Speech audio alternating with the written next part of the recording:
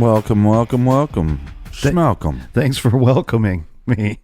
Welcome, Schmalcom. It's rainy and gray and foggy today. Like, are you hungover from your birthday week? I'm not hungover from my birthday week. I'm hungover from life. I have a cold, and then I have like some guys that I watch NFL football with on Sundays, and I said I wasn't going to go hang out with them. But I worked my butt off yesterday morning, so if you look at me and you see a man with no ass, that's why I worked it off. But so even though I had the cold, I rewarded myself. I was like, I'm going to go have a beer with these guys that I watch football with, and then that turned into just a sloppy, drunk, everybody doing shots, screaming at the TV. You would have thought we were Indianapolis Colts fans. That was a fun game to watch yesterday, and they ended up not pulling it out at the end. But I didn't do any. You didn't do anything like that. I didn't do much footballing this weekend, but I did get into this really weird rabbit hole last night, which it was time to go to bed, and now I'm falling into this rabbit hole, and everybody's been there. It's like there's that meme that it's like, I need to get to sleep, and then the picture is you at 4 a.m. trying to solve the JonBenet Ramsey case. What pulled you into the rabbit hole? The computer, the phone, the tablet, or the TV? Those are the four, if it's not a book for me, those are one of the four that's going to suck me in. Like, I'll put something on, and I'm like, I'm just going to put this on while I doze off. And then next thing I know, I'm like, wow, this is, the top of my head just flew off because this is amazing stuff. Okay, so I'm a cinephile, right? Right. I love movies, but habitual cinephile. Right, you habitual. You're a real habitual cinephile.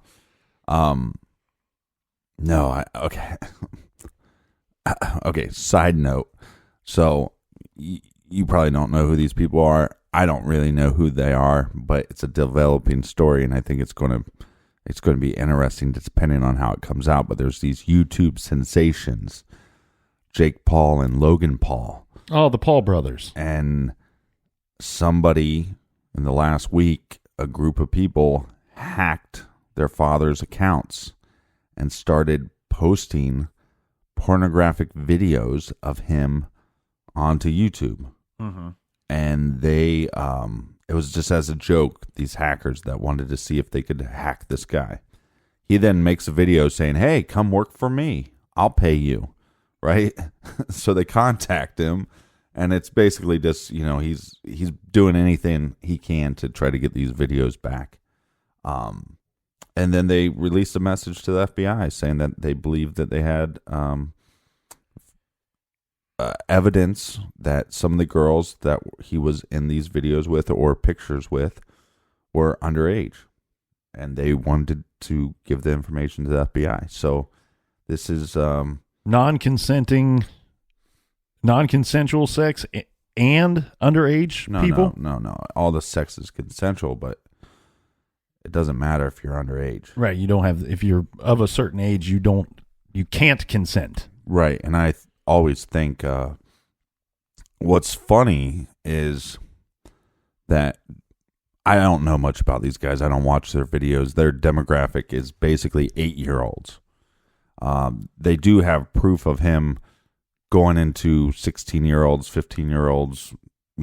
They're direct messaging them saying, do you want to come out and meet my sons? That's weird enough. But so it's kind of interesting. So it's the Paul guy's father that they think might be guilty of, rape, basically. Yeah, I think it's more along the lines of this guy possibly is a pedophile. Right. Now that's just the allegations that they're making, and they basically said they had proof. And so for whatever reason, this was in my YouTube, suggested videos, and I'm going, who the hell am I that would suggest this? I've never watched a Jake Paul video or a Logan Paul video. I did find it super fascinating when they decided to box, being a boxing fan, and I think maybe that's how it was suggested to me, because I was actually watching a lot of stuff about the fight that's going to happen on October 8th with Conor McGregor and Khabib Nurmagomedov. which I probably did not say his name correctly, but I'm into that fight 100%. So I don't know if because I was watching videos on that, then that's why these Logan Paul, Jake Paul thing. But it was basically hacker hacks into their father's accounts and he's exposed. And I was like, well, let's see what this is all about. Right. And the videos I watched that were breaking it down didn't show any of the actual clips. Right. But one of the videos that I watched that I thought was super interesting was it was just a YouTuber that was interviewing the hackers, and it was just so interesting because they're like, yeah, it was all fun and games until we got to the point that we thought we saw enough proof. Are the hackers still like trying to be anonymous? Are they or have they received some kind of notoriety for? Well, I mean, they're breaking the story essentially. I mean, people are going to be following them more on social media. Okay. So, I mean, they are getting something out of it. But again, you know, you're being offered jobs by the guy that you hacked his account. Mm-hmm. It's just, I mean, one, that's silly anyways. Right. And this guy, people have been saying this guy's creepy for a while, but my issue with Jake Paul and Logan Paul would always be, which again, I've never watched their videos, so I couldn't even tell you what their videos are about. But I think if your core audience is 8 years old and you're making millions of dollars off of 8-year-olds and 10-year-olds, then maybe you should think that you have some kind of responsibility to actually put out a little bit more positive content or age appropriate content. Is that what we mean? Because didn't they come under fire for some kind of suicide thing? Wasn't there some? Yeah, he went on a trip. There's like a suicide bridge or something. Yeah. And he there's a suicide forest somewhere in Japan, I believe, and it's like the number of people that have committed suicide there. It's staggering. Like it's crazy. Like right. So he just went there to see it, and they filmed their whole life. And there was somebody that just recently committed suicide. Well, the problem is when you film that, knowing that it's going to go out to a bunch of 8-year-olds, and then on top of that, to make fun of it. I mean, they stumbled upon a body. You think? Like, no, I don't think they did. I mean, they videotaped it. No, I know that, but you said you never watched any of their shows. Well, I've heard about that one because they basically took him off of YouTube, and then he had to apologize, and then he had to actually make I don't know if he had to, but he made a whole suicide awareness video, which is actually the most watched suicide prevention campaign in the history. So they're able to turn it into some kind of good thing, but yeah, but this is what I believe. I think you need to know why you're doing something. And not for, you can't be just, I'm doing this for money. You should try to be doing something and have some kind of positive light that you're giving to the world. Right. And I think if that's your mission and that stays your mission, whether you make $25,000 a year or you make a couple $1 million a year, that as long as your mission stays positive, then I think a lot of good things come to you in the universe. You got these guys that are making millions of dollars that don't seem to really give a shit and don't really care to put in quality work and to try to put positivity into the world. This is what comes to you. You have people that hack your accounts and try to find your dirty laundry, and guess what? There's dirty laundry there. I mean, if you hacked my father's AOL account, I don't think he has one, but if he had one, he's not going to have anything remotely close to this. So I think it's just, it's the universe, it takes a while, but I think the universe corrects itself.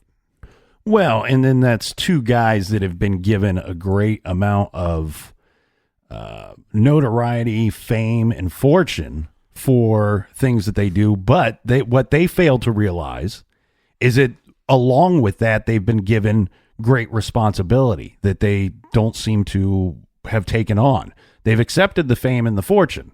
They've not accepted the responsibility. It's pretty, I mean, you and I are not the smartest guys, and we're not the sharpest tools in the shed, as they would say, but we understand the sharpest tools in the garage.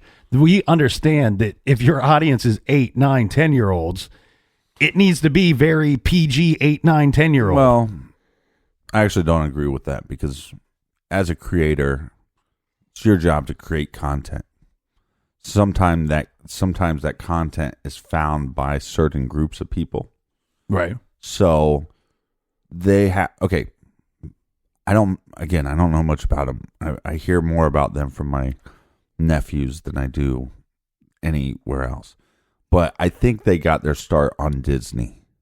Mm-hmm. And I think that's why they have such a young audience. Now, it's not their problem or something that they need to be concerned with always to create content that's just for 8-year-olds. Because if they started creating content about financial responsibility or the stock market, right?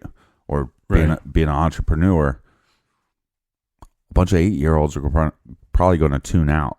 Mm-hmm. They don't have to, they can make whatever content they want. That's their right. You know what I mean?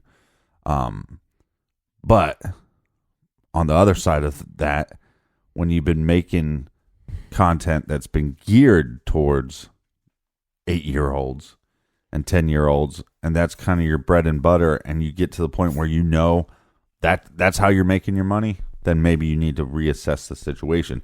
If you don't want to keep making that content, then stop or create another channel that is that's what I'm saying. Adults only or whatever. That's what I'm saying. I think your message was a bit lost on me there for a second. You kind of circled back to it, but no, that's what I'm saying. If that's how you received your fame and your fortune, mm-hmm. then there's a responsibility that comes with that. Whether you chose your audience of 8, 9, 10-year-olds, or if that happened to be your audience. Yeah, but I mean, like you said, if you want to gear some things towards adults, or mm-hmm. even if for some reason you think it's okay or appropriate to film somebody that unfortunately had such a shitty life that they killed themselves, or were suffering from some kind of illness that they killed themselves, and then make fun of it, well, then you need to get a channel for adults that's geared towards an audience that for some reason thinks that that's funny, so that's what I'm saying. I'm just saying, I think that there is a certain responsibility, just in the same sense that if you and I decided to mail it in one week and we're like, oh, Nick's sick. He was such an idiot that he spent all Sunday drinking to try to cure. He thought alcohol would cure the illness. So we're just going to sit here and talk about football today rather than true crime, because you know what I mean? We've kind of set the standard, and we have a responsibility to our audience. Yeah. On our daily, yes. Yeah. We have a responsible. Yeah. We do true crime. We don't like to talk politics or talk too much outside of the true crime realm. I mean, that's kind of what Off the Record's for, is kind of whatever else is happening. So you think, or the rumor is that this guy, they might be able to bring charges against the Paul. Are they Paul brothers? Is that their last? They both have the same last name. Yeah, and what sucks is what I've been realizing in my old age is I'm a nationalist. I'm really into my country. Okay, but you're the captain's a patriot. But go even further. Moving away from Ohio, then moving back to Ohio. Like, I believe people should really love their roots and understand where they came from, and for whatever reason, that's weighs on me more. I know a lot of friends of mine that have American flags but don't have Ohio flags. And the Paul brothers are from Ohio. They're from Ohio. And that's now I'm just going to say, like I said, I've only seen little clips and stuff. I think the Jake Paul guy is just complete trash. And there's some issues. And I think their dad is definitely number one creepo.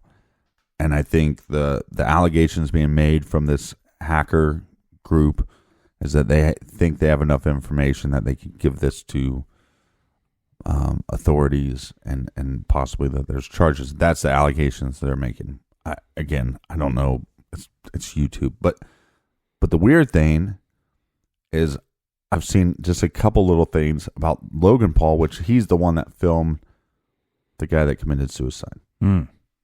But I actually think there's a brain in there somewhere, and I think I think it was a Ohio wrestling like state champion. So I do think there's maybe some hope in there for it. But look, it's a difficult thing. I mean, to say. We don't know if they geared their initial videos towards 8-year-olds or if that's just what they found. Or the audience that found them, yeah. Just like somebody the other day was saying, you guys should make children's clothes. Well, no. Like True Crime Garage children clothes. We should make bibs for babies. Right, but if you're listening to this show and you're pregnant, it's not going to hurt your unborn child. If you're listening to this and you're 3-year-olds in the car, but they're not really paying attention, it's not going to mess up your child, but I wouldn't tell my 8-year-old nephew to listen to our show every week. Oh, I absolutely don't endorse. I do not endorse parents listening with their children. Now, I do know that we have some people that have reached out to us. We get a nice thank you email every now and then saying, hey, the True Crime Garage has become part of my weekly life. I listen to your show every week, and now my wife listens to the show, and now our 17-year-old daughter listens to the show. That's a little different, you know what I mean, for me. What I'm saying is if a mom or a dad is driving their kid to school, I used to listen to a show every morning, but it would vary. Sometimes I'd listen to NPR in the morning. Sometimes I'd listen to Adam Carolla. Sometimes I'd listen to Howard Stern. My stepkids, they didn't really ever pay much attention. You know what I mean? Right. Like they just wouldn't. And then every now and then they would, and they'd have a couple of their favorites. But my main thing was, are these people cursing? Are these things right? No, yeah. And the majority of our stories are storytelling, and it's not just. There are other shows out there that drop the F-bomb more than we do. But yeah, so I don't know. I just thought, so that was the video that got me into this Steven Kubrick thing. Right. So again, back to being a cinephile. What I find super fascinating about movies is how they chose something. So if you look at like Good Will Hunting, for example, there's 2 scenes where they place mathematical equations on a board and the janitor solves them. The second equation that they put on the board, the professor said, it took MIT professors 2 years to prove this. The gauntlet has been thrown. Actually, it's an exercise that people give to advanced middle school students or even high school students. And it's just this, basically you have so many dots and you have so many lines and you have to create, there's, I think, 9 different things that you can create. And there's like a list of rules and how to do it. The reason why they picked that equation was because it was visually satisfying. So it had nothing to do with the complexity of it, because they know nobody's going to look at that and go, oh my God, right? I can't solve that problem. It's more about when you do see the shot, it looks like it's something complicated. Right. So I find that super interesting. Now you might have seen Superbad, right? And might have seen it. I've seen it like 6 times. Okay, so the scene where he's in the bedroom during the party. Jonah Hill? No. The other guy. The other guy. The thin guy that starts singing. Yeah. Right. I'm sorry. I laugh just thinking about that. It's one of the best scenes in cinematic history. In all of movies. Right. All of film. So he starts singing, these eyes are crying. Mm-hmm. They are crying. Well, here's how they got that. Preach it, brother. Preach it. They gave him a list of about 50 songs. And they said, like he's a DJ at a wedding. Here's a list of 50 songs, but these are songs that were cleared that they didn't have to pay for, or if they did have to pay for, was under a certain dollar amount. So, okay. So then he looks at the list. I wish we knew his name. Can we find his name? You keep talking. I'm typing away over here because he's awesome. He's a great actor. And we just said it's one of the best scenes in all of film. So if you're going to say that, right, we need to know. I mean, it's basically, that scene is basically if you put like Godfather 1, 2, 3 all together, combine goodness and threw it into one scene. That's how good it is. It's like basically taking all of Rocky IV's montages and throwing them together and put it into one scene. That's how good it is. Mm-hmm. So anyways, the reason why, so they gave him a list, and that was either because the songs were free or it was under a certain dollar amount, and he picked that song because it was the song that he knew the most. Now, what was kind of funny about the scene was he mumbles a lot of lines, but that's because they told him, you don't have to learn it word for word. Mm-hmm. So I just love the backstory on the decisions. Just like if you, the famous Matthew McConaughey, when he says, all right, all right, all right, all right. He's said multiple backstories on this thing, but one of the things that I find so fascinating is the day before they're supposed to shoot this, I don't know if the all right, all right, all right, all right was ever in the script. But what he states is he's trying to figure out who this guy is. He's sex, drugs, rock and roll. So he's listening to this live bootleg Doors tape, and in between the songs, Jim Morrison yells, all right, all right, all right, all right. Right. And he thought, oh, that's cool. All right, all right, all right. So the actor's name is Michael, is it Michael Cera? Cera. I know I'm going to get that wrong. But Sarah, there we go. But I've heard the McConaughey thing from his mouth. And like you said, he's given several. I wonder if this is where it gets confused. Mm-hmm. If there's multiple backstories to this. Because it's a lengthy backstory. The one I heard from him, we weren't like hanging out, obviously. Right. It was some kind of interview. And I can't remember. Maybe it was on Howard Stern. Those interviews are pretty good on there. Like if you want to get to know an actor or a musician, that's a pretty good spot to go to really get to know somebody in a lengthy interview. Because they're long. They're long interviews. They could be an hour long. Mm-hmm. So McConaughey, the one I heard on there was almost exactly what you said, where he had this Doors tape that he was listening to, but it was given to him by either the writer or the director. Maybe they're the same. Because the guy's like, hey, put yourself in this frame of mind. Listen to this Doors tape. And it was between songs or at the end of a song, something like that. Morrison says, all right, something similar to that, or yells it to the crowd. But on top of that, he was asked to do a scene at the last minute during filming that wasn't in the script that he was originally given.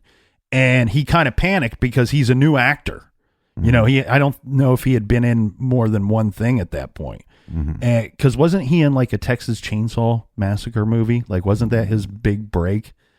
I think him and Renee Zellweger were in a terrible remake of Texas Chainsaw Massacre. And I only know that because I've watched every version of that movie that they've put out. But he says, I got to come up with some kind of line on the spot. And he panicked and he thought of that Doors tape, but on top of that, he thought, okay, well, I can do the scene because I'm not Matthew McConaughey. I'm this dude. I'm this dude, dazed and confused dude. Mm-hmm. And I can do it because who is this guy? He's into cars, he's into drugs, he's into women, and he's thought, all right. I got each one of those things. I can handle it. Yeah, he came up with 4 different ones. So tell me who you dropped a name. You're trying to get to a story. And you this dropped is why a name. We have a podcast, people, because we can talk about absolutely nothing for. Say that name again and tell me who that person is. Steven Kubrick. Okay, I guess Steven Kubrick. I believe that's the best way to. Who is he and what does he do? Well, he's a director. Okay, but and the universe works in weird ways, my friend, because there's been a lot of I actually didn't know much about him, didn't know much about the name. I was working on a project in the studio. Hopefully we get done with it some point. What project? Can you say or can't you say? It's kind of a. You remember how Johnny Cash did all the cover songs? Right. It's kind of like that. It's a group called Ghost Mountain. So it's cool stuff because it's like taking a song that you've known your whole life. Like we were working on doing a cover of "Sober" by Tool. So to take something that crazy and then turn it into this whole different thing. But anyways, we're in the studio. Steven Kubrick made a movie called, oh crap, what's it called? Well, so I'm pulled up his name here. He did Eyes Wide Shut. He did 2001: A Space Odyssey. He's done like 2001: Space Odyssey. 13 feature films. Okay, so what was interesting was the producer said to me, have you ever seen this? I believe it's Steven Kubrick, Space Odyssey 2001. It's the last scene, like it's 20-some minutes. Okay. And there's a Pink Floyd tune that I believe was I think they wrote to it. Like he told them, I need you to do this music. And I think they wrote to it. And we watched that. Right. In the studio. A great sound system, whatever. And this movie was done a long time ago. And I'm going, this is freaking amazing. I mean, blew my mind. One, never been a huge Pink Floyd fan. A lot of respect for him. But stuff like that, connecting a film with music, it was just, it was awesome. And I was like, man, who is this Steven Kubrick guy? He's done a ton of movies. Okay, I got a couple of notable ones, all right? Mm-hmm. Notable for me anyway. I'm sure people have heard of these other movies, but I'll just do the ones that pop off the page. A Clockwork Orange. Yes. I mean, come on. Right. If you haven't seen that, your head will explode. It's violent. It's crazy. Mm-hmm. The Shining, which is interesting. And then Full Metal Jacket. Yeah. Which is one of my. It's a movie that I've probably watched 10 times. Like every few years, I just pop it on and I sit through the whole thing. When they're being trained to be in the military at boot camp is one it's super interesting. It can be funny at times, but it's also like incredibly haunting. And I won't get into, if people haven't seen that, I won't get into why, but watch that movie. Yeah, and he's done other stuff with Stephen King movies, but what I thought was really interesting was there's been these rumors that Steven Kubrick was actually hired by our government because of Space Odyssey 2001, that they hired him to fake the moon landing. Now, so we're a true crime show, not conspiracy, but I thought this was fascinating. Well, what was interesting is, so I'm watching this video and they're talking about it, and they were saying that, Steven had a IQ of over 200 or something crazy. And he just didn't want to go along with the government, but that the government possibly threatened his life or threatened his family's life or his daughter's life. Now, his daughter emphatically denies all this. But they were interviewing these astronauts from the Apollo missions and some of the people that were in like our ground control, right? Right. To Major Tom. Ground control to Major Tom. So what I thought was interesting was these guys were saying, yes, there's this rumor that Steven Kubrick was hired by our government, and yes, he was. And yes, we had a sound stage that looked like the fake moon landing, but we actually landed on the moon. And then they said that NASA has also released footage of some of the stuff Steven has done. That's why when you compare some of the actual moon landing film and pictures, that it doesn't line up with some of the stuff that Steven Kubrick did. Again, Stanley Kubrick. What am I calling him? Stephen. Because we were 'cause talking of about Stephen Stephen King earlier. Yeah. Sorry. No, you're fine. I was rolling with it. I didn't. Stephen Kubrick. Somebody yelled at their phone 500 times. It's Stanley, you son of a bitch. I hate you, Captain. It's Stanley Kubrick. Stanley Kubrick. Well, Stanley Kubrick has an IQ of about 200, which is... We affectionately call him Stephen. Well, we like to say that Stanley has a IQ about 200 more than we do. Right. So if he's at 212, I'm at 12. Stanley. Well, I'm trying to wake up. So anyways, what I thought was really interesting was this whole idea that possibly he was hired by the government to, and the whole idea was, what if we get to the moon and we can't land and then Russia wins? Cut to... We can't let Russia win at any... Cut to Stanley and Stephen Kubrick, both of them at the same time. Cut to their footage, and then we go, Russia, we won, you suck. Right. And this is all kind of interesting, too, because we got the First Man movie coming out with my buddy Ryan Gosling. People always ask if we're best friends. We used to be, but we can't Ryan be would like to be, but the captain won't allow I'm kind of busy with the show, and the problem with his job is he works on a movie for a couple months, and then he has time off. And I tell him, Gosling, I got a show to do every week. Right. We can't. Step off, Gosling. Step off. We can't be BFFs, bro. Sorry. Anyways, so I just thought that was interesting. And the fact that these people weren't denying it. So that got me down this rabbit hole. And they were saying that he would throw in these clues into his movies. And one of them was... Into his future movies. So like... So 2001 Space Odyssey was done in 68. And the moon landing was 69. Or... his portrayal of the moon landing was done in 69, right. whichever fork in the road way you choose to go.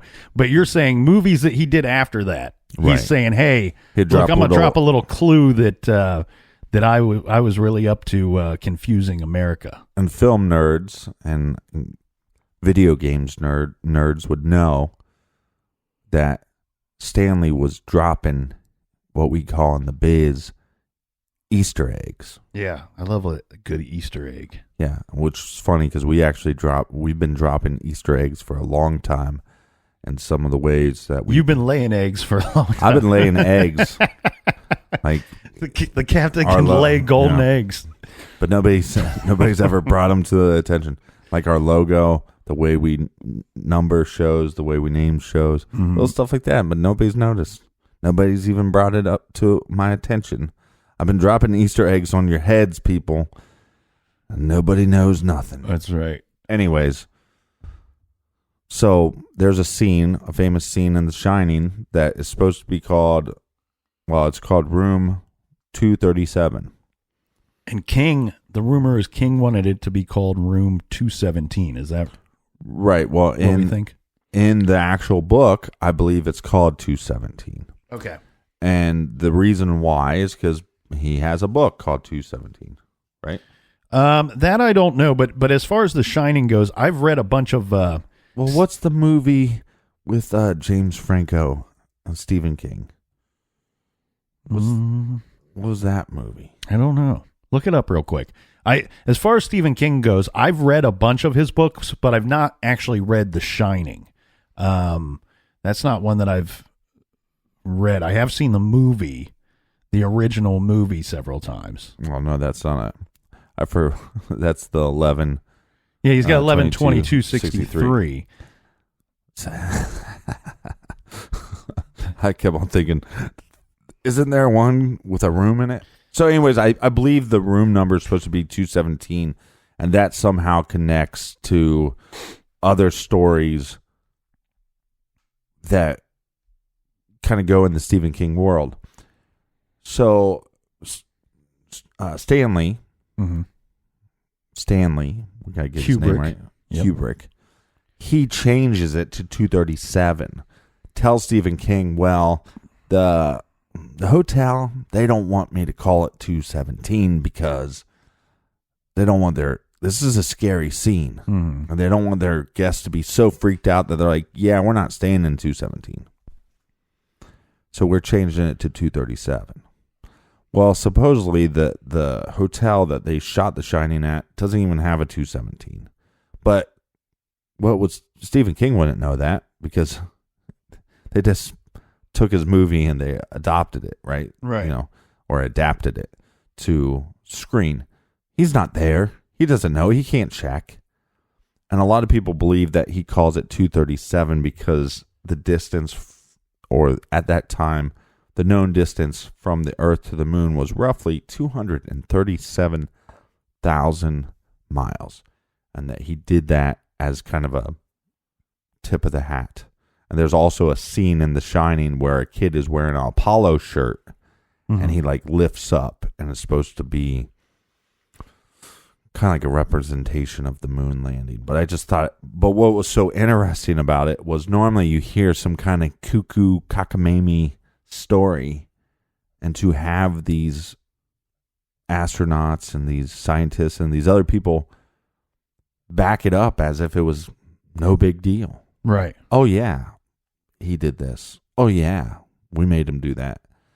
I just thought that was really fascinating, and it wasn't from like a conspiracy website, So, but hey, now that we just did all that stuff, we did have there were some updates this weekend. Well, I'll tell you what. As far as The Shining goes, it's a movie that holds up. Like it, how sometimes you watch a scary movie and then 20 years later you watch a scary movie and it's not scary anymore. This is a movie that even if you're watching it for the first time, it holds up. It's still very, it's filmed very well. It looks good. What I mean, the way that they filmed everything was very interesting. It was very Hitchcockian. Is that a word? If not, we've now made it a word. Put that in the Urban Dictionary. And then, of course, it's just a fantastic movie. It's a little frightening. I remember the first time I watched it, I used to work third shift security. So my shifts would start at 11 p.m. And for whatever reason, it must have been on cable, maybe HBO or something. And I watched it. I would wake up usually at 4 or 5 o'clock in the afternoon or evening, get something to eat, start my day, and then go into work at 11 p.m.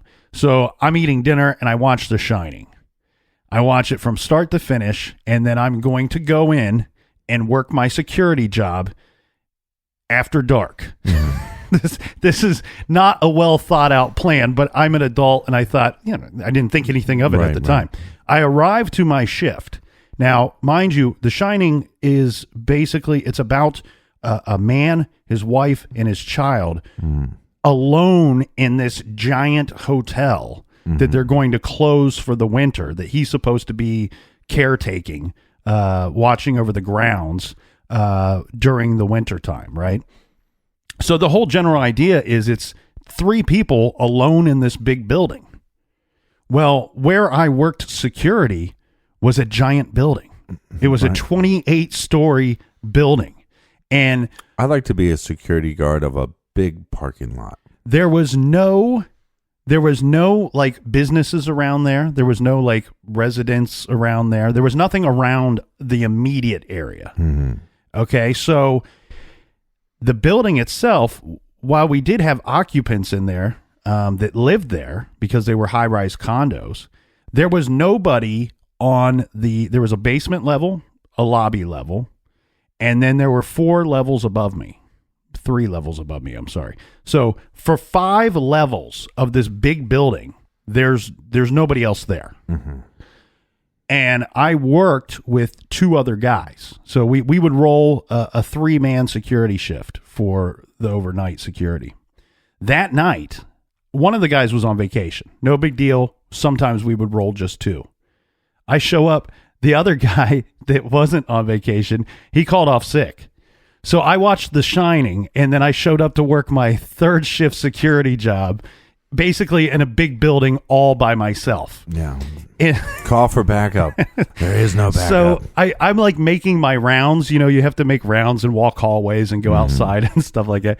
I'm making my rounds in the hallways, and I could swear that like I'm walking down the hallway, and I must have been hearing the echo of myself walking, but it kept sounding like somebody was walking behind me for this whole shift.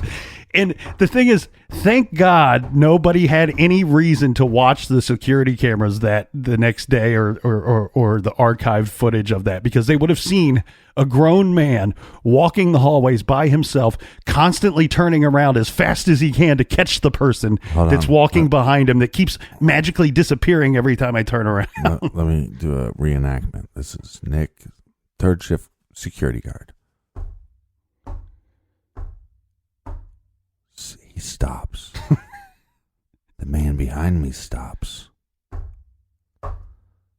How does he know how to stop again. He stops right when I stop. How does he know when to stop? He calls 911. There's a man. He's behind me, and he stops every time I stop. Perfectly in time. And if I turn around, he disappears. Well, now I feel like such a dummy. We got Stanley Kubrick and Stephen King. We should call him Stanley King and Stephen Kubrick. King has several ties to true crime stories. We mentioned a long time ago, we recommended A Good Marriage, I believe it's called, which is a very interesting book. It's based off of the idea of, written kind of from the perspective of a serial killer's wife. And he has stated publicly that he got the idea from BTK. BTK. That's what I was actually going to say when he said he got the idea. I was like, probably from BTK. Yeah, because I think the thought fascinated King, and it is a fascinating thought to think of, okay, so you're married to somebody for 20, 30 years, and the whole time you've been married, this guy has had a secret career as a serial killer. Well, and that's really unusual, because you do have these serial killers that they get married, but normally they're short-lived. Mm-hmm. And then you have It, who, if you read the book It, in the beginning, the town people, what is it, Derry? Yeah. Derry, Maine, which I can't wait for the second one to come out. Mm-hmm. And I don't think a lot of people knew there was going to be a second one when the first one came out. Mm-hmm. But in the book, they believe it's a human being, like a real-life child killer. Right. That's kind of snatching kids and killing kids in the town. Well, but also I think we've had several situations where there is a child killer on the loose, a child serial killer, and just the fear that puts into people, and they start putting curfews on people and don't walk alone, and the buddy system and all that stuff, and just the pure terror that goes through a small community. Especially back then when there's no cell phones and there's no internet and not everybody's so connected digitally. Just taking that idea. Now you're taking a cosmic clown from outer space, but you're starting with the premise of we have children that are going missing and we believe they're dead. Right. And cosmic clown or not, like that's a scary premise. Well, and then there's a almost direct tie. So in 1997, this guy, Michael Carneal, he shot 8 students. So he was a student himself. Mm-hmm. And he shot 8 fellow students at a prayer meeting. This was at Heath High School in Kentucky. I don't remember what city that was, but I remember Kentucky. Anyway, they found a copy after this thing was all, after the rescue effort and all that, once they started investigating this thing, they found a copy of a book called Rage inside his locker, inside Michael Carneal's locker. Mm-hmm. Now, Rage is actually written by Stephen King, but early in King's career, he wrote under a different name, Richard Bachman. And this is a book by Richard Bachman. And the Rage book is about a guy, I think he was 16 or 17 years old. He should have used the name Stephen Kubrick, Stanley Kubrick or Stephen Kubrick. Yeah, Stephen. It was, quick transition. What we didn't know is that we we secretly created a new alias. So at Comic-Con, at CrimeCon this year, I'm going to check into my room under Stephen Kubrick. That's right. Send gifts to Stephen Kubrick's room. They're going to say, Stephen Kubrick, are you a famous director? And I'm going to say, my father, Stanley, was. That's right. So in the book Rage, the student that Stephen King or Richard Bachman, however you want to look about it, writes about, he gets in some kind of argument with one of his teachers, and I think he assaults the teacher, which then in turn he's going to be getting suspended for this. Mm-hmm. He gets in some kind of verbal altercation with the principal when he's getting reprimanded, which then turns into an expulsion. He's going to be kicked out of the school, I believe. And he decides to take some of the kids hostage, shoot some of the teachers. This is an asshole. Well, this is a book that was written, I think, in the 70s, but unfortunately it's something that we have come to learn and unfortunately have the real life experience of school shootings happening frequently. Right. And so when this shooting happened in 97 and they found his book in the dude's locker, King, 2 years before Columbine. Yeah, King says, "Look, let's let that book let's let it fall out of print. We're not going to keep publishing this book.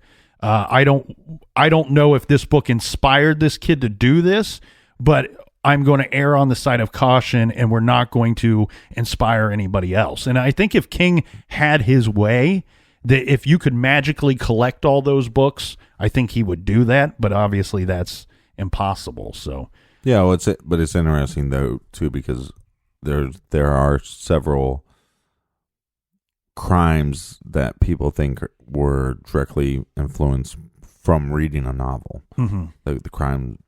The criminal was influenced by, and so you look at 1997, 2 years before Columbine. If this story becomes bigger, is Dylan and Eric reading this book to get inspired? You know what I mean? Or like they always talk about with the John Lennon assassination, him reading Catcher in the Rye. Right. And then, one of the best Stephen King books of all time, I think, and oddly, I don't think most people know it's Stephen King, but or maybe they do. I don't know. I'm not in everybody's head, but I'm waiting to be shocked. Stand by Me, because it's not your typical Stephen King story, right? Which I actually believe was called The Body. Yeah, I think the book's called The Body. Right.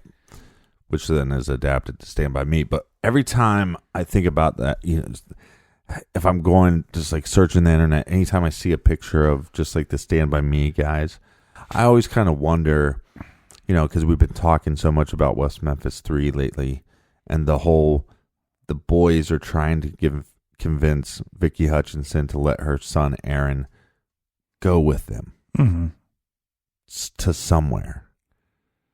And that there's all these rumors that they didn't play Beyond the Pipe. Right. But that, again, we'll probably never know, because Aaron claims that he doesn't remember anything. He doesn't know what's true and what's a lie, but I believe he probably knows why they went back beyond, in Robin Hood Hills. I believe he knows why they went past the pipe, what they were going to do there that day. And I think it was something probably not that they're going to go look at a body, but similar to that idea. If you watch Stand By Me, it's all like, there's this body and we got to go and we got to collect our stuff. And it's like this big deal. Mm. And even though it's not that far of a trip, I wonder if it was something like that. Oh, we've seen these guys smoking or drinking or whatever. And so we decided that we want to go spy on them. Right. Well, that's an interesting thought, because even if they didn't play Past the Pipe, that sounds weird to say that, play Past the Pipe. If they didn't play Past the Pipe area, right?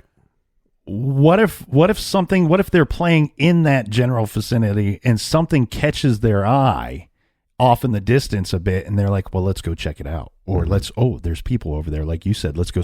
Kids, come on. Love to spy on people if they can see somebody, right? Like, hey, let's hide behind these trees and watch these weirdos. Oh, they're teenagers or whatever. Let's just spy on them. But yeah, so you have Chris Byers.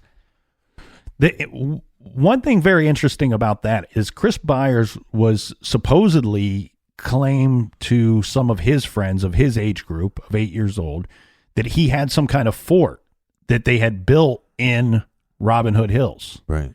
And I don't know where that fort was, and I would love for more information about that, because there is several stories that say Chris Byers wanted to run away from home.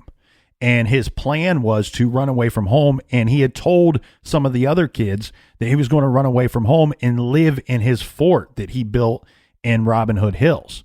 Right. And which is not that crazy. For an 8-year-old. 8-year-olds say, hey, I'm going to, I think I pretended to run away, like you say, you're going to run away. And I think I made it to the school bus stop, and then I turned around.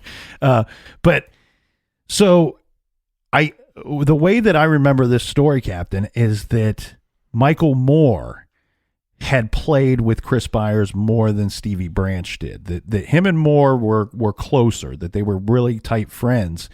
And this makes sense because they lived damn near next door to one another. Right. And the thought is that the two had built this fort together, and that the two of them were traveling to and from this fort from time to time. Now, we have the whole story of, well, they didn't play past the pipe, comes from Chris Byers' older brother, which would technically be his half-brother, right, who was a teenager at the time, 14, 15, maybe 16. I want to say 15. But anyway, I think his name was Ryan. Does that seem right? It wasn't Steven Kubrick. Right, we know that. But so Ryan, if it was in fact Ryan, but anyway, his half-brother, older brother, is the one that said, no, they wouldn't play past the pipe. And when asked why, and we all know now that they were found past the pipe, he said somebody must have took them in there, or something got them to go in there, right, because they wouldn't play past there because Chris was afraid to go that far into the woods. And I think Ryan even said that him and some of the kids his age group were slightly afraid of going that far. Yeah, and I mean, this kind of comes full circle, because you take a look at that wooded area, and now we have some water, and we have some pipes, and what does it remind you of? Oh shit! Yeah, I this just popped in my head too. Stephen King's It, right? Yeah. Like the area that the kids would play, right? Not so much in the newer movie, right, but the older movie. In the way that it's described in the book too. It's sorry, I was drinking quite a bit when I watched the new version, so maybe I'm off on that. But no, but yeah, it's different. But the old version was more like, hey, this is a place to play, and we're going to build these little dams, and and that's what me and my buddies used to do all the time. And it's like, we didn't have as much water, but Robin Hood Hills was kind of like that. So is it possible that these three boys saw Stephen King's It, and we're like, yeah, we don't play past the pipe, right? Because that's where it lives. Or they heard it from the older kids, right? But because Ryan says he says for a portion of his life he was afraid to play that far in. Well, I'm not saying that they talked about that it lived there. Right. I'm just saying that if you watch Stephen King's It, there's little points that you don't play past. It's like you'll play near, but you won't play past. And so I wonder if there was something maybe from some horror movie that didn't allow them or want them to play past that. But then did they have this fort? And was that them getting older and saying, there's no boogeyman, let's go a little bit further? But it's interesting how you can pull horror stuff into a true crime story, and then true crime stories, you could take pieces of those and make great horror. movies. Well, and you mentioned earlier how Stephen King likes to kind of sprinkle bits and pieces of his different stories, or if you want to call them worlds, that he's created into one another. Well, one of my favorite books of all time, Stephen King, is, and I could rattle off 10 right now. He's, no matter what you think, actually, my father, I've had this conversation with him several times. He's like, I never read Stephen King. I don't like horror. Right. And I'm trying to tell him, I'm like, actually, my favorite Stephen King books are not what I would call horror. I wouldn't throw them into the horror genre. Right, but kind of like Stand By Me. Yeah, so 11/22/63 is roughly about the assassination of JFK, but it's also science fiction, okay?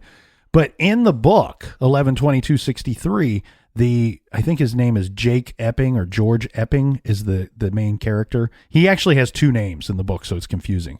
But he is traveling through Derry, Maine in the book. Right. And it's actually, I believe it takes place maybe a year after what the original It story takes place, about when they were kids. And he says when he lives there for a couple months, I believe, as he's traveling through. And while he's there, he learns that there's a child killer, or there had been a child killer loose and snatching kids and killing them in the town. And he was afraid, his character was afraid to really speak to any of the locals because he was just passing through. He's like, shit, nothing makes a better suspect than a guy in his 30s that just showed up out of nowhere. That doesn't have a wife, doesn't have any kids. And he does have a conversation with Beverly Marsh. She's one of the characters from It. Oh, yeah. And Richie, I don't remember Richie's, beep, Richie. I don't remember his last name, but he has a conversation with those. It Richie Kubrick? No? I think it was. You hit it on the head. I'm just going to be so mad because we don't edit this show.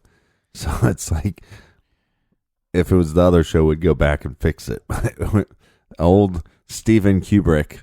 And I'm telling you, there's somebody probably so mad at us driving. It's Stanley. It's Stanley.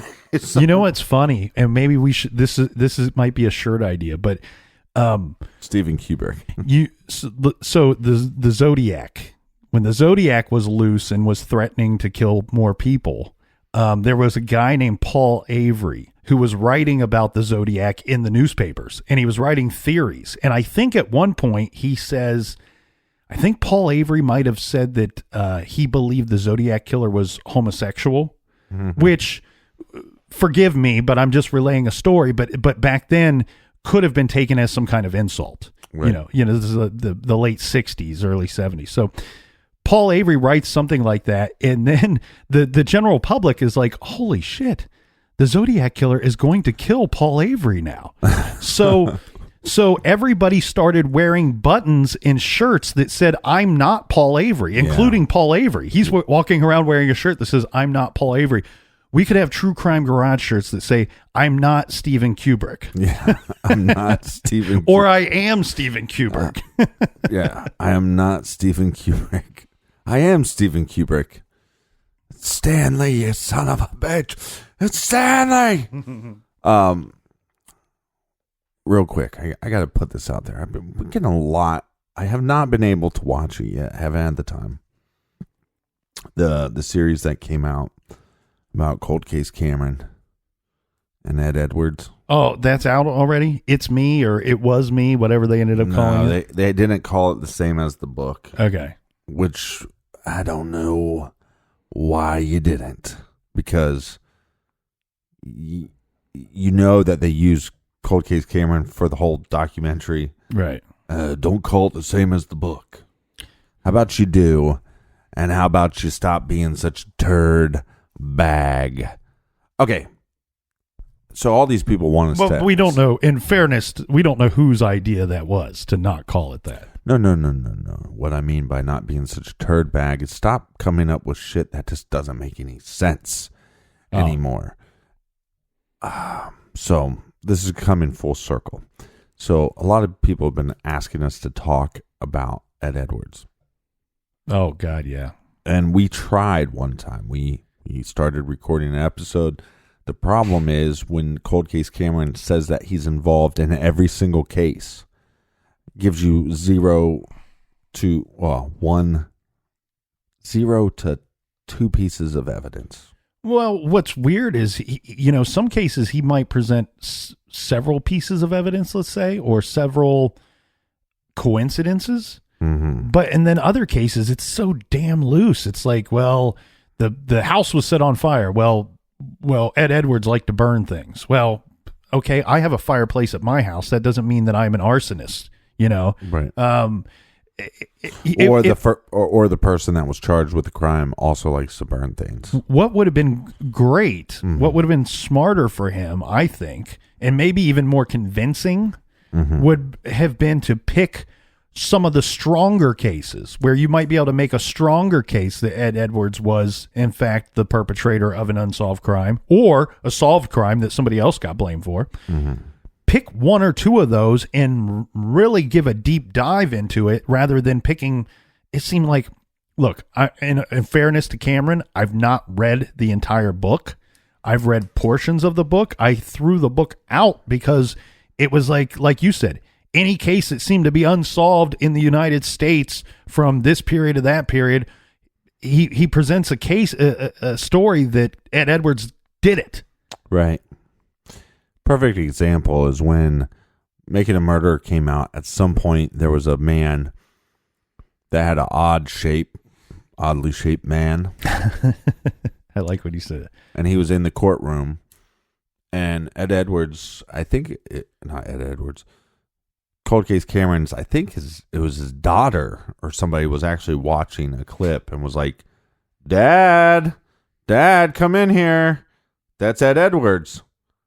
And if you watch this clip and you know who Ed Edwards is and you've watched interviews with Ed Edwards, you go, holy shit balls, that's Ed Edwards. Right. It looks a lot like him. The problem is they actually tracked that guy down, figured out who he was, and he's not Ed Edwards. Mm-hmm. So once he sees this guy in the thing, in the back of the film footage, Cold Case Cameron goes around saying he probably did this murder. Again, not looking at all the evidence against Stephen Avery.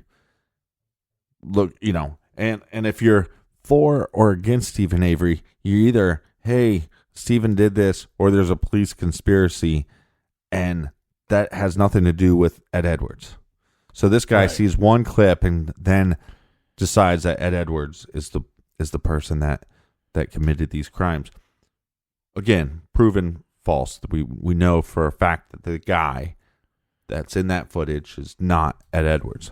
So he tries to say that Ed Edwards would have then killed Teresa Hallbach and left evidence around Stephen Avery's property to not only to kill somebody and get away with it, but also frame somebody else. Yeah, because Cold Case Cameron won't admit this, but at first Cold Case Cameron was just saying that Ed Edwards is the most he's the serial killer that you never heard of, that you should have heard of. That was kind of his original thing when he'd do interviews. Now it's all about that Ed Edwards' MO was to commit the crime and then get somebody else to the blame for it. Right. So again, here's an example of Cold Case Cameron not knowing what he's talking about and jumping to conclusions, and then we find out that guy in the footage, he was accounted for. He was a guy that lived in the area. That guy, maybe he worked for the press or something. So I would argue to you, since we've been talking a lot about West Memphis 3, a lot of people bring up, and you can YouTube right now. You could YouTube it right now and put Ed Edwards, West Memphis 3. Mm-hmm. And there's the scene in Paradise Lost where Mark Byers is with his wife and they're at the grave site and they keep cutting to this older man. Right. And people claim, let's just look at it real quick. I mean, it's not gonna hurt anybody. I just want to show it to you again so you can see Ed Edwards. Sometimes it comes up right away. But Ed Edwards, West Memphis 3. Well, for the making a murderer portion, I mean, Ed Edwards would have been he would have been 70. He would have been in his mid 70s, early 70s for when Teresa Hallbeck was killed. Not to say that he couldn't have done it, you know what I mean? But like you said, that guy's been accounted for. The person sitting in the courtroom was accounted for. Right. It's not him. And oh yeah, this is the scene.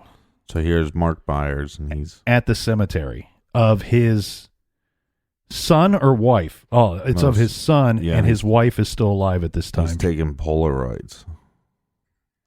I miss Polaroid cameras. But yeah, so he's taking. So it says Edward Wayne Edwards, Zodiac Killer, West Memphis 3, Cemetery. John Cameron. I'm guessing that's Cold Case Cameron, right? Yeah, I think so. Or James, is it James Cameron? It says John Cameron. James Cameron, somebody, other famous person. We're just really bad with names today. So we're about a minute into this clip, and we don't see no Ed Edwards. We can nail the last names. Okay, see this guy? You see this guy? So what year would this have been? 95? The kids were killed in 93. The trial would have been happened. Well, this probably would have been released in 95, 96. But just, I mean, he has a pear shape. He's a pear-shaped man. But that's all we know. He's wearing a cane, right? This guy looks like Santa Claus, right? Right. That's all we know. Now, just took a look. You can pause it and take a good look. Now let's go over here. Look like the same guy to you? No, but that's why I asked when do you think that footage was taken, because the picture that you're going to flip to and say does it look like the same guy is taken in like 2009, 2007, 2009, something like that. So we're talking if this was filmed in 93 or 94, now we're talking about 15 years later. Right. But here's what I'd argue. 15 years later is when he looked like that Ed Edwards looked that way. If you take Ed Edwards from that interview. No, he looked like the picture you were about to show. The where he's got the oxygen in his nose. No, that's 15 years later. He has the oxygen in his nose. Right. What I'm saying is this guy is super old too. And this video. Right. So you take this guy, and how many years are you adding on to this? It would be, I'm guessing, 20? 15 years. 15 years? Right. This guy's not alive. 15 years? Probably not. It'd be interesting if that guy would like come forward and say, no, that's me. I was visiting my wife's grave or my brother's grave on that day. Right, but it does look the way, it does look similar to the way Ed Edwards would have looked in the 90s, in the early to mid 90s. I don't see it.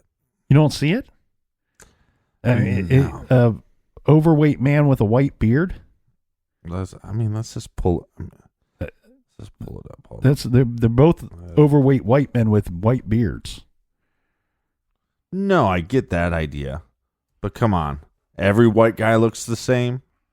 Yeah, I just don't see the similarities. And also, just if you go, this guy looks about the same age as Ed Edwards when he died in that footage. So I don't know. I think a lot of this stuff is Cold Case Cameron grasping at straws to keep, trying to make a point when it's just like you said, dive into a couple cases, get more evidence of each case. But maybe at some point, I don't know if it's out yet, but if I think Paramount called it was him And so if that's out now, maybe we should. It was him. Season 1. Are there going to be multiple seasons? Well, that kind of makes sense, doesn't it? Because remember, we get asked this question frequently. When will you cover Ed Edwards? Or have you? I like the one. Have you ever heard of Ed Edwards? Right. When we were in Columbus and we did a little presentation on paging Dr. Horny. Paging Dr. Horny. Sam Shepard, Dr. Sam Shepard, and the Horny. murder of his wife, Marilyn Shepard. We did a little... You mean Stanley Shepard? We did a little 45-minute deal presentation on that. And then we did a little Q&A afterwards, and we took some questions. And one of the questions on that day, in person, not an email that we receive frequently, can you cover Ed Edwards? Dr. Horny. It was somebody in the audience said, hey, when will you guys, not if, or would you, when will you cover Ed Edwards? And you told the real life story of we sat down in the garage in 2 recording sessions, and both of us got pissed because it sucked. It sucked. We didn't know. It's a story where you don't know where to begin because some of the accusations seem so flimsy that you have to start off with this guy murdered people for real, and he was tried and convicted. And here's those stories. You have to start off there. Okay. Then you have to go through every case and the history of cases and go, John Benet Ramsey, yes, Ed Edwards killed her. Zodiac, he's definitely the Zodiac. Here's why. Oh, Black Dahlia, yeah, he cut her up. West Memphis 3, killed all 3 boys. Oh, making a murder, he killed her. The lipstick killer. Which there's a good debate on whether that guy actually did it or not. But there was somebody sent to prison for all 3 of those murders. The lipstick killer. Oh, Atlanta child murders. Oh, Ed Edwards did those. They think he did that too. Oh yeah. See that's like I said. Adam Walsh. I started to read the book and I tossed it. Right. Adam Walsh too was killed by Ed Edwards. Was killed by Ed Edwards. We talked about this a little bit when we covered Adam Walsh, which feels like 10 years ago, doesn't it? But when we covered Adam Walsh, we talked a little bit about the theory that Jeffrey Dahmer may have killed Adam Walsh. He did. And there's several people that have wrote books about that. One is... Yeah, which what is it? Brought up on the show. Frustrated Witness, I think, is one of the books. And there's another one called... Stanley Kubrick. Is it Dahmer's Dirty Little Secret or something like that? I had read one when we covered Adam Walsh, but not in anticipation of covering Adam Walsh, just to see if there was any weight to it. And there is some weight to it, but I just received the other book, so I've not read it yet. Well, I've always said, the confession was complete horse shit, and for whatever reason, at the time, John Walsh came out and said it's possible and we're looking into connections. He never followed that up, and then eventually just kind of went on with this guy confessed, he's the murderer, the case is closed, move on. And again, rightfully so, because at the time Dahmer was put in jail, and then I believe people asked Dahmer about it, but he never admitted to it. 1, it would be a child murder. 2, so you have reason not to claim that you did it because you're in prison, so you're not going to confess to a child murder because people are going to come after you. And then 2, it was a murder in Florida, death penalty. So even though I do believe Dahmer got the death penalty. Or maybe I don't think he did. Okay, so that was the other reason why he wouldn't. Ultimately he did because he would have got it. Ultimately he did because somebody decided to off him, and in a well devised plan. But no, when you have You got to look up the story. It's pretty interesting. There was multiple eyewitnesses that when Dahmer was arrested and his face was all over the news, they actually contacted the Hollywood in Florida police department saying, the guy that I saw at the mall that day, or the guy that I saw with Adam, was this guy that was just arrested. And that guy's name was Jeffrey Dahmer. And again, you have multiple eyewitnesses that come forward, not years later, the day that Dahmer's arrested, the day he's in the news. You had multiple eyewitnesses come forward and say, the guy I saw was the guy that they arrested. And that's all the proof I need. Well, and this is not some cold case Cameron crapola. Mm-hmm. Jeffrey Dahmer lived in Florida during that time period. Well, yeah, and not only did they say that they saw Jeffrey Dahmer, but they saw a man with this blue van or whatever color the van was. But there's multiple eyewitnesses that saw that. And what was Jeffrey Dahmer doing at the time? He was making deliveries. So he basically worked miles away from this mall, drove a van. Drove a van for work. Right. Multiple eyewitnesses saw a man that looked like Jeffrey Dahmer in that van, saw a guy that looked like Jeffrey Dahmer in the stores falling around people, saw a man like Jeffrey Dahmer with Adam Walsh. You know, that's all the evidence I need right there.